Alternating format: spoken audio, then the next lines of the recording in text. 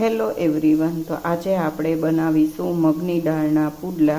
તો મગ મેં અહીંયા લઈ લીધા છે। હવે આપણે એને પલાળી દઈશું। અને મગમાં અત્યારે બધા હેલ્થ કોન્શિયસ થઈ ગયા છે। પોતાના શરીરને સારું રાખવા માટે અત્યારે બધા લો કેલેરી ફૂડ પસંદ કરે છે। તો મગ પણ એમાંથી આ એક જ છે કે જે લો કેલેરી ફૂડ છે। તો અહીંયા મેં મગને પાણીમાં પલાળી દીધા છે। તો હવે આપણે એને 2 થી 3 કલાક માટે પલાળવા દઈશું। અને આના પોષક તત્વની વાત કરીએ તો આમાં છે protein, fibre, magnesium, vitamin B, vitamin B9, જે આપણા શરીરને સારું રાખવા માટે ખૂબ જ જરૂરી છે। અને ફાઇબર છે જે આપણી પાચન શક્તિને સુધારે છે। તે માટે આપણે આ મગની દાળના પુડલા તમે પણ ટ્રાય કરજો। આ રેસીપીની લિંક તમને ડિસ્ક્રિપ્શન બોક્સમાં મળી જશે। તો તમે જરૂરથી આ રેસીપી વિઝિટ કરજો।